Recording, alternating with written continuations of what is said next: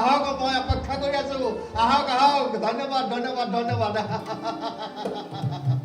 হেৰা এৰা এই চলিহাৰ ফোন চলিহা ইণ্ডাষ্ট্ৰীৰ মালিক পৰহিলৈ আমাৰ ঘৰলৈ আহিব হয় মই যে কৈছিলোঁ তোমাক এই তেওঁৰ ছোৱালী পাঞ্জনা এই বেংগলোৰত থাকে এইবাৰ এমটেক কমপ্লিট কৰি তাই ঘৰলৈ ঘূৰি আহিছে তাই বোলে বাপেকৰ লগত আমাৰ ঘৰলৈকে আহিব মই এটা কথা ভাবিছোঁ বুজিছা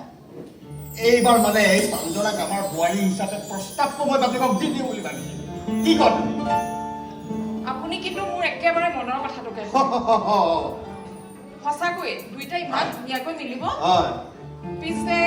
আমাৰ চাহেবে বা প্ৰস্তাৱটো মানি লয় নে নলয় ই মানি লোৱা নোলোৱাৰ কি কথা আছে হাই ষ্টেটাছ ফেমিলিৰ এজনী ছোৱালী দেখাতো কি সুন্দৰ ছোৱালী ইয়াত তেওঁ তাক কি বিচাৰে সি কি বিচাৰে মাক দেউতাক হৈ আজিও আমি নুবুজিলো আমি ইমানকৈ কোৱাৰ পিছতো সি আপোনাক ব্যৱসায়ত সহায় কৰাটো দূৰৰে কথা এটা দিনৰ কাৰণে আপুনি আপোনাৰ অফিচলৈ নিব নোৱাৰিলে নাই নাই নহ'ব বুজিছা এইবাৰ মই তাক লগ ধৰিব লাগিব সি ক'ত কোৱা ক'ত থাকিব আৰু শুই আছে ফাংচন কৰি ৰাতি 2 বজাতহে ঘৰ সোমাইছেহি বুজাবা বুজিছা তাক বুজাবা নহ'লে ধ্বংস হৈ যাব মথুৰা আহা সোমাই মই আকৌ বুজিছা মই তোমালৈ ফোন কৰিম বুলিয়ে ভাবিছোঁ তুমি আকৌ ভাগ্যটো পালাহি ইমান ভাগ্য আপুনি মোৰ কথাও মনত ৰাখিছে তুমি কামবোৰ যিদৰে কোৱা তোমাক আৰু মনত ৰাখিব কাৰণে শুনা মোৰ সেই মাটিৰ প্লটৰ কাম কমপ্লিট মানে ছাৰ হৈছে কিন্তু সৰু অকণমান প্ৰব্লেম এটা ধৰি আছে এই প্ৰব্লেমটোৰ কথা তুমি আজি মোক 3 মাহে শুনাইছাহে সেই প্ৰব্লেমটো কি কোৱা ছাৰ প্ৰব্লেমটো হ'ল ছোৱালী ছাৰ মই মাটি বনোৱাৰ কথা ক'বলৈ যাওঁতে বুঢ়াই মাটিটো বিক্ৰী কৰিম বুলি কৈছে ছোৱালী যদি মান্তি নহয় ছাৰ এই মান্তি কৰা বুজিছা তাইক মান্তি কৰা আৰু তুমি যদি নোৱাৰা মোৰ ওচৰলৈ পঠাই দিয়া মোৰ ওচৰত তাই কি বিচাৰে মই বুজিলোঁ সঁচা ছাৰ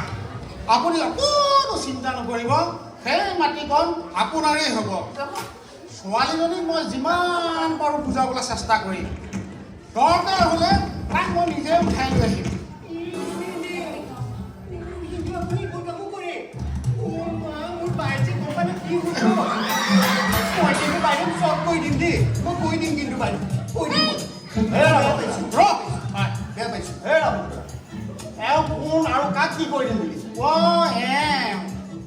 মোৰ পৰিবাৰক কোৱা কথা কৈছে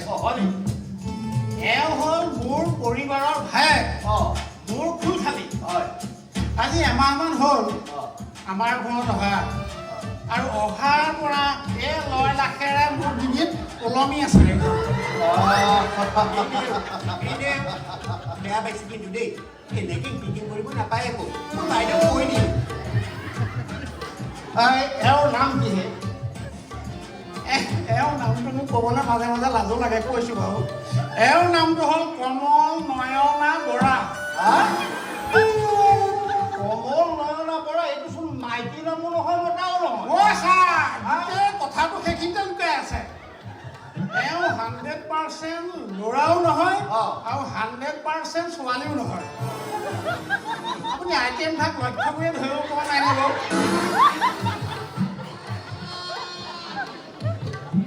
50-50 এনেকৈ ইনচাল্ট কৰি নাথাকোঁ কিন্তু মই বাইদেউক চব কৈ দিম আচলতে ছাৰ ইয়াৰ আতিগুৰিটো বহুত ডাঙৰ ইয়াৰ মাকে মানে মোৰ পৰিবাৰৰ মাকে মোৰ পৰিবাৰৰ জন্মৰ পিছত এভাগ পুত্ৰ সন্তান আশা কৰিছিল কিন্তু লয়লা চোৱা কিন্তু ইয়াৰ দেউতাকে মানে মোৰ শহুৰ দেউতাই ৰূপ লাৱণ্যৰে ভৰা এগৰাকী মানে কন্যা সন্তান আশা কৰিছিল প্ৰভু ভগৱন্ত দয়াময় কি কৰিব অভিযোগৰ এপ্লিকেশ্যনখন গান কৰি এই ভাগ সুযোগ্য সন্তান 9 লাখেৰে ভৰা এই ভাগক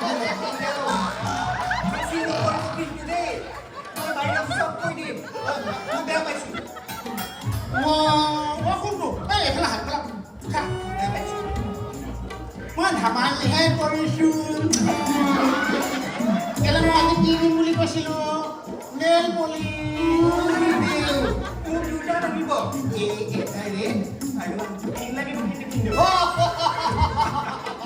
হ'ব হ'ব তোমালোক এতিয়া যোৱা কিন্তু তুমি মনত ৰাখিবা মোৰ কামটো অতি সোনকালে হ'ব লাগিব কিন্তু ছাৰ কৰিব আপোনাৰ কামটোৰ কাৰণে মই আজিয়ে গৈ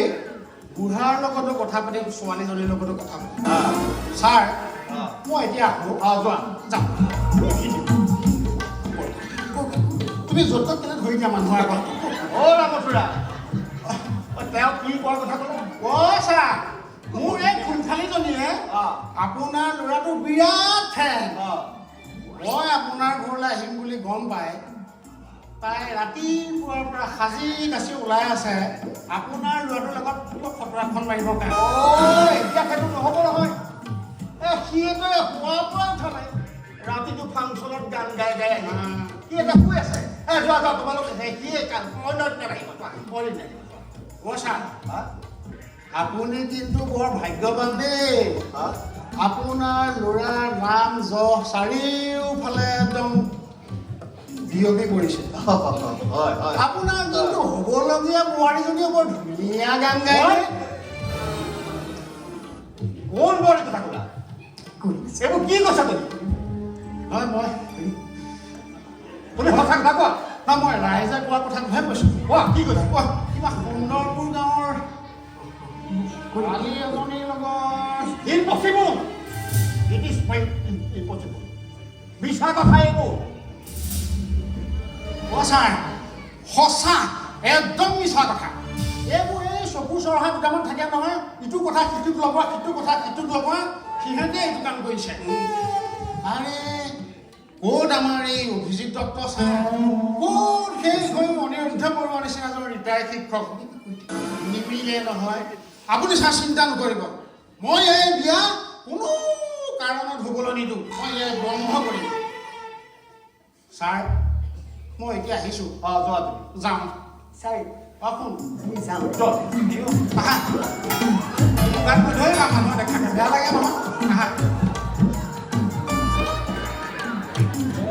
যদি মথুৰাই কোৱা কথাবোৰেই সঁচা হয় তেন্তে অতি সোনকালে মই লগ ধৰিব লাগিব সুন্দৰপুৰৰ সেই আৰু তেওঁক বুজাই দিব লাগিব যে এই অভিজিত দত্তৰ ঘৰৰ সম্বন্ধৰ ছবিখন বহুত ওখ সহজে ইয়াত উঠিব নোৱাৰে নোৱাৰে